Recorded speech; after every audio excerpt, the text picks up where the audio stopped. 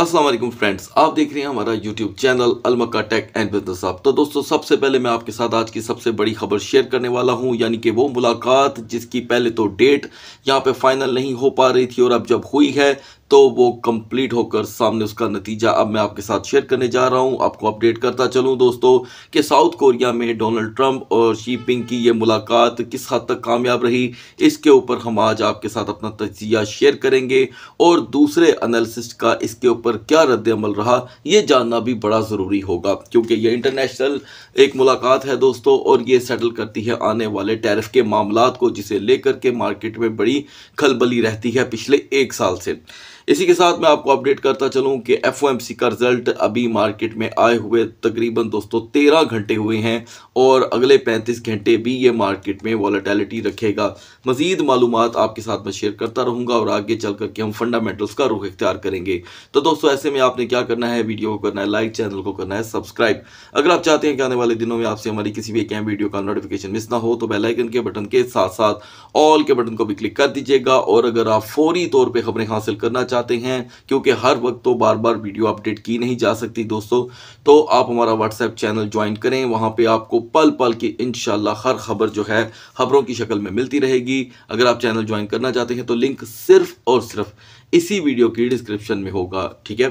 तो दोस्तों, यहाँ पे Donald Trump says to the earth despite settled after the Xi Jinping meeting in South Korea. Live update दोस्तों मैं आपके साथ यहाँ पर आपसे कुछ देर पहले होने वाली इस मीटिंग की शेयर करने वाला हूँ और वो ये है दोस्तों कि जो टैक्सेस कम होने की उम्मीदें की जा रही थी, जो पहले से ही मार्केट में एक दूसरे पे लगाकर चल रहे थे, अगर वो 55% थे तो उनको 45% दोबारा कर दिया गया है। और उन्हीं को बढ़ाकर जब बातें हो रही थी कि कोई कह रहा था मैं इसे 100% पे ले जाऊंगा, कोई कह रहा था मैं इसे 155% पे ले जाऊंगा, वो बातें फिलहाल इस वक्त ठहर गई हैं। तो यहाँ पर डोनाल्ड ट्रंप और जो चाइना के सदर हैं, इन दोनों ने अपनी अपनी पोस्टें शेयर कर दी हैं। सारा कुछ अभी आपको अच्छा अच्छा दिखाई दे रहा है, सारी बातें पॉजिटिव हैं, लेकिन ऐसे में इंटरनेशनल तज्जियाकार क्या कहते हैं ये जानना बड़ा ज़रूरी है, क्योंकि इनकी मीटिंग जैसे ही स्टार्ट हुई तो हमने दोस्तों तमाम मार्केटों के अंदर फिर से वॉलेटिलिटी का एक नया सेशन आते हुए देखा। इवन के इस दरमियान हमने बीटीसी को 107 जैसे लेवल को यहां पर टच करते हुए देखा। ऐसे में दोस्तों, जो इंटरनेशनल मीडिया है उनकी यहां पर अपनी राय मैं आपके साथ शेयर करना चाहता हूं। मैं चाहता हूं कि आप हर खबर से आगाही रखें। मेरा ज़हन क्या कहता है ये मेरी राय है, ठीक है, और जो इंटरनेशनल मीडिया क्या कहता है ये जानना बड़ा ज़रूरी है। तो दोस्तों, Chinese state media reported shortly after the meeting that the US and China had reached a consensus, यानी कि उनके फौरी तौर पे यहाँ पर चाइनीज मीडिया की तरफ से एक खबर आई कि जी दोनों की मुलाकात जो है वो किसी नतीजे तक पहुँच गई है, लेकिन जो बॉडी लैंग्वेज थी इनकी वो तसल्ली बख्श दिखाई नहीं दी। अच्छा, अब ये अंदाज़ा करें कि यहाँ तक चीज़ें नोट की जाती हैं जब इंटरनेशनल मुलाकातें होती हैं। एनीवे, उसके बाद दोस्तों हमने देखा कि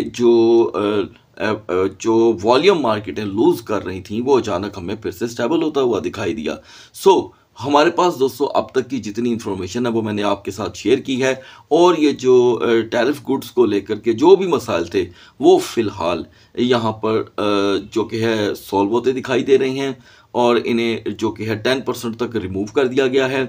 और ये भी एक बात सुनने को मिली है, पता नहीं ये इम्प्लीमेंट होती है कि नहीं होती, कि हो सकता है कि अगले 1 साल तक अब इन्हीं एग्रीमेंट्स के ऊपर जो कि है बात चलती रहे। अच्छा, और तीसरी चीज़, जब मुलाकात अभी स्टार्ट हुई ही थी और स्टेज के ऊपर जब यहाँ पर शी जिनपिंग आए तो ट्रंप ने एक बड़े खूबसूरत अल्फाज से उनको वेलकम किया, जो एक फ़नी मुलाकात होनी भी चाहिए आपस में। और मैं समझता हूँ कि ऐसे अल्फाज जो हैं वो एक दूसरे से के करीब भी करते हैं। उन्होंने कहा जी कि ये एक टफ़ निगोशिएटर हैं, यानी कि इनके साथ जो डील करना जो है वो बड़ा मुश्किल है और ये बड़ी मुश्किल से किसी चीज़ के लिए मानते हैं।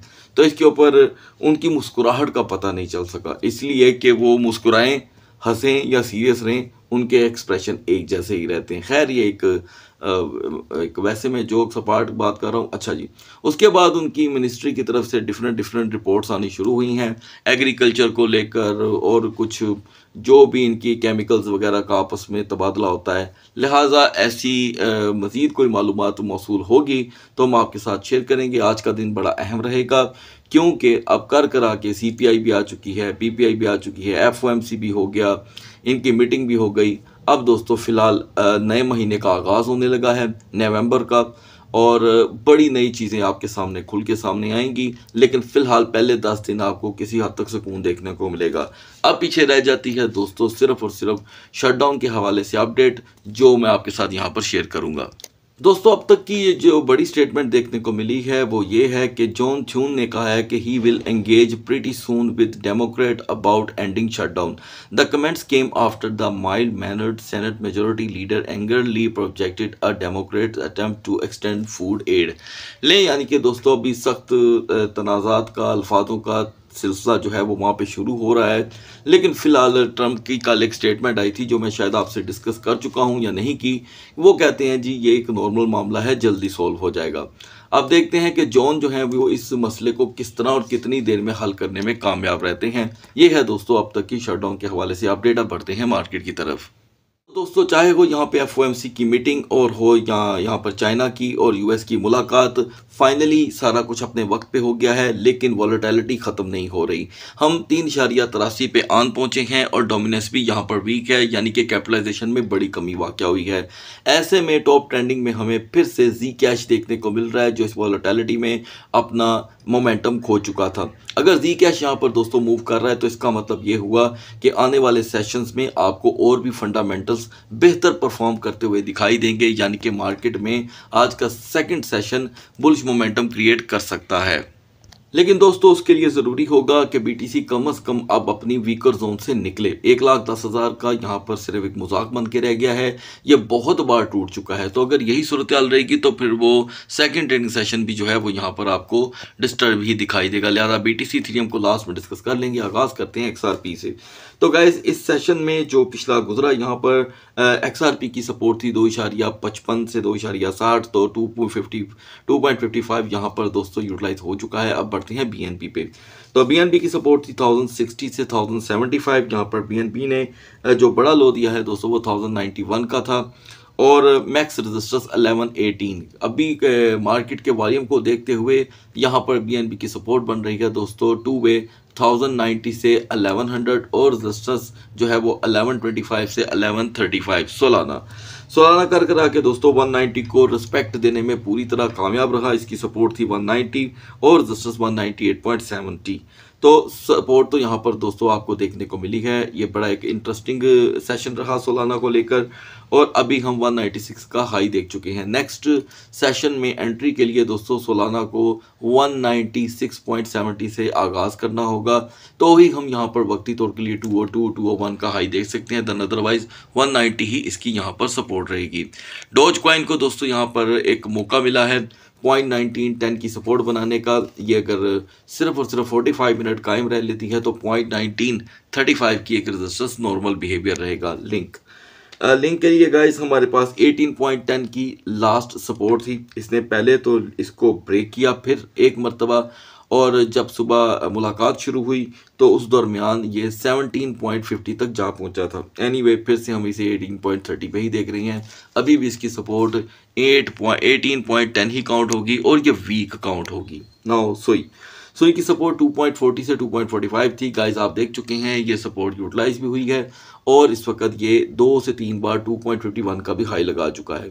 एंड मुमकिन है कि हम फिर से 2.40 और 2.45 के दरमियान ही रहें। नाउ गाइस पोल्का डॉट ने यहाँ पर 3.05 को फिर से प्रेफर किया है, तो एन मुमकिन है कि हम फिर से 3.10 से 3.15 की रेजिस्टेंस देखें। टाओ की सपोर्ट गाइस यहाँ पर 430 की थी, और इसने उसे कंटिन्यू किया। मॉर्निंग में आपने देखा कि टाओ 453 तक पहुँच चुका था।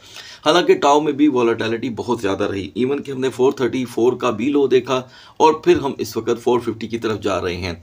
यानी कि टाओ अगर यहाँ पर 451 की रेजिस्टेंस सेकंड ट्रेडिंग सेशन तक क्रिएट कर लेता है, तो एन मुमकिन है कि टाओ हमें आज 455 से 460 की एक नई रेजिस्टेंस दिखाए। लेकिन सपोर्ट यहाँ पर इसकी 440 की रहेगी, और ये बड़ी हाई सपोर्ट है। यानी कि टाओ जब 4 दिन पहले एक क्रैश आया था तो उसमें इसने 350 का भी लो सेट किया था। तो यकीनन आपको ये सेकंड लो की ऑप्शन अपने ज़हन में रखनी होगी। यूनिस्वैप के लिए यहाँ पर दोस्तों 6.05 की सपोर्ट है, और रेजिस्टेंस 6.28। BGP यहाँ पर फाइनली दोस्तों उसी लेवल पे वापस आ गया है। रेजिस्टेंस बिल्कुल देखने को नहीं मिल रही। वजह क्या है मैं बताता हूँ। जो फंडामेंटल एक्स्ट्रा स्ट्रॉन्ग कॉइन होते हैं वो मार्केटों का जो खोया हुआ मोमेंटम होता है या खोया हुआ जो एतमाद होता है उसे देखते हुए वो अपने टोकन्स में संजीदगी का मामला इख्तियार करते हैं। तो एग्जैक्टली यहाँ पर बीजीपी की भी कुछ सूरत हाल यही है। नेक्स्ट रेजिस्टेंस 4.70 के बाद ही देखने को मिलेगी, दैन अदरवाइज हम यहीं पे ही मूव करते हुए दिखाई देंगे। तो गाइस केसीएस में यहाँ पर 13.40 की सपोर्ट भी जो है ट्रिगर हो चुकी है एंड मुमकिन है कि हम अब अगले सेशंस में थोड़ा सा यहाँ पे इसमें बेटर मोमेंटम देखें। अब बढ़ते हैं बीटीसी और इथेरियम के कैंडल चार्ट की तरफ। Now we are on the chart of BTC और मैं कल से लेके अब तक आपको सिर्फ शैडोज दिखा रहा हूँ। शैडोज का मतलब होता है लॉन्ग स्क्वीज, शॉर्ट स्क्वीज। अगर आपको इसके बारे में नहीं मालूम तो यकीनन इसे स्टडी करना शुरू कर दें। तो गाइज ये देखिए हम यहाँ से शुरू हुए थे, शैडोज और ये आखिरी कैंडल यानी कि सेकंड लास्ट कैंडल भी शैडो है। अच्छा, अब इस शैडो ने ही हमें जो कि है 107,935 का लो दिखाया और इस वक्त फिर से मार्केट अपने सेम लेवल पे आके बेरिश हो रही है, ये देखें। तो गाइस नेक्स्ट सेशन के लिए बड़ा ज़रूरी होगा कि बीटीसी 1,11,500 से लेके 1,12,000 से अपने सेकंड ट्रेडिंग सेशन का आगाज़ करे। अगर आपको ये रेजिस्टेंस भी नहीं मिलती तो आप इससे अंडर ही मूव करते हुए दिखाई देंगे। और अब मैं बता दूं कि 110 की अब कोई रिस्पेक्ट नहीं रही, यानी कि ये इसकी अब लोकल सपोर्ट भी नहीं रही।